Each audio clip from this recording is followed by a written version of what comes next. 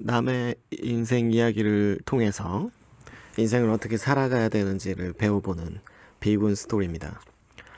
오늘 썰을 풀어볼 비군은 제가 고등학교 때 만났던 친구인데, 고등학교 이전의 생활들에 대해서는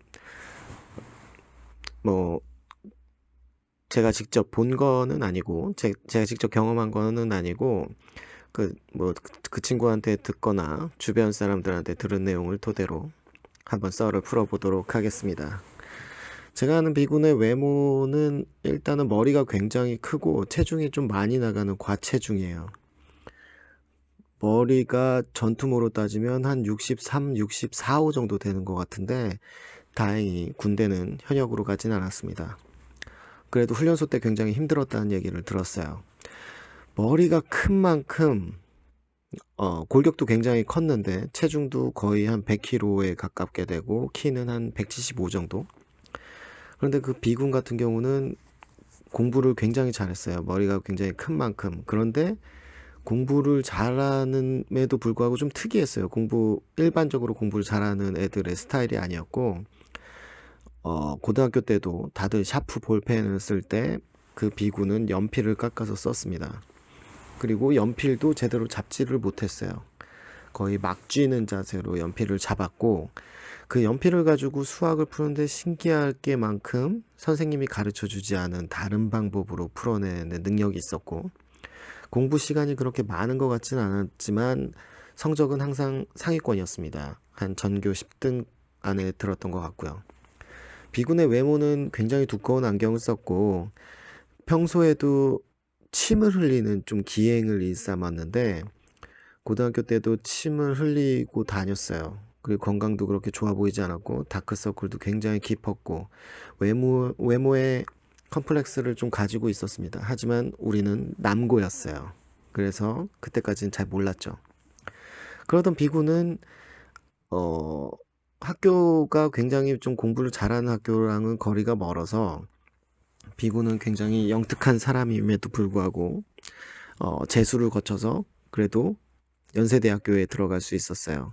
연세대학교의 자연과학 부정도 지질학과에 들어갔어요. 그런데 외모에 컴플렉스가 있던 비군 같은 경우는 대학 생활이, 더군다나 Y대 생활은 굉장히 좀 힘든 나날의 연속이었겠죠.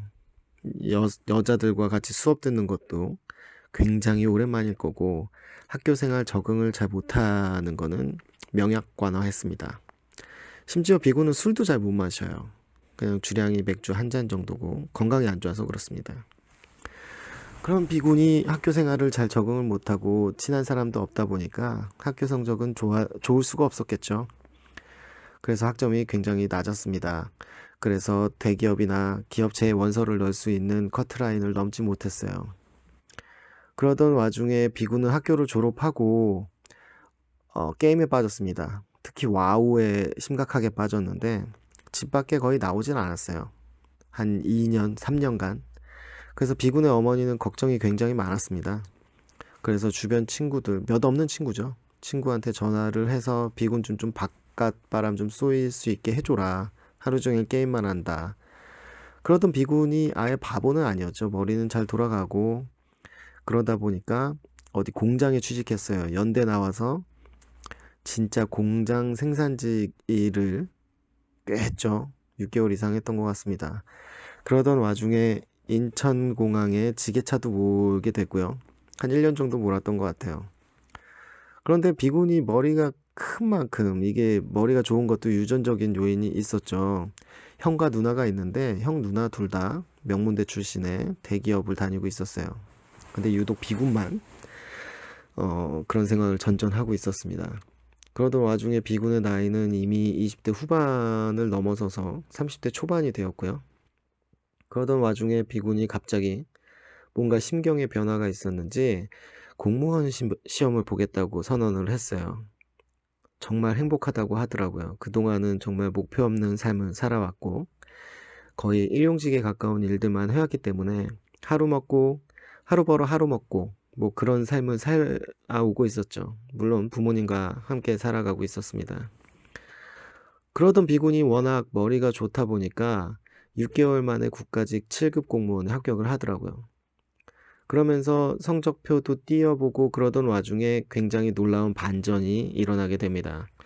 B군의 성적은 Y대 같은 경우는 4.3 만점인데 이거를 환산하게 되면 기업체에 원서를 넣을 수 있는 최저 학점 조건을 가뿐히 넘게 되었던 겁니다. 그거를 졸업 후에 한참 후에 알게 됐던 B군은 굉장히 허무해했고 충격을 받았었죠. 하지만 뭐 면접을 봤었어도 컴플렉스가 있었고 말도 잘 못했기 때문에 아마 면접도 떨어지지 않았을까라는 생각을 하더라고요. 그래서 공무원을 열심히 하려고 했는데 B군은 약간은 변태적인 성향이 있었고 야동을 굉장히 좋아했습니다. 외모 컴플렉스가 있었던 만큼 야동 같은 데 집착을 했었고 당연히 아직까지 여자친구가 없습니다. 현재는 공무원으로 잘 일을 하고 있는데 하필이면은 국가직인데 서울에서 근무할 수 있는 부처가 몇 개 없더라고요. 그 중에 가장 남자가 들어가서는 안 되는 부처의 배정을 받아서 B군은 거기서 굉장히 고생을 하면서 직장 생활을 하고 있습니다. B군은 이제는 경제적으로도 조금 좋아지고는 있는데 집에 부모님께서 또 사업을 벌리시다가 좀 망해서 굉장히 좀 어려운 상황을 겪고 있는 것 같아요. 그래서 B군 같은 경우는 현재도 뭐 결혼 생각을 그렇게 하고 있지는 않은 상황이고 나이가 이제 40살을 훌쩍 넘었는데 공무원 생활을 계속 하면서 근근히 살아가고 있습니다. 여기서 저희가 배워야 될 점은 머리가 좋은 사람들은 뭘 해도 잘한다. 그리고 Y대를 나왔지만 힘들게 이렇게 살아가는 사람들도 있다.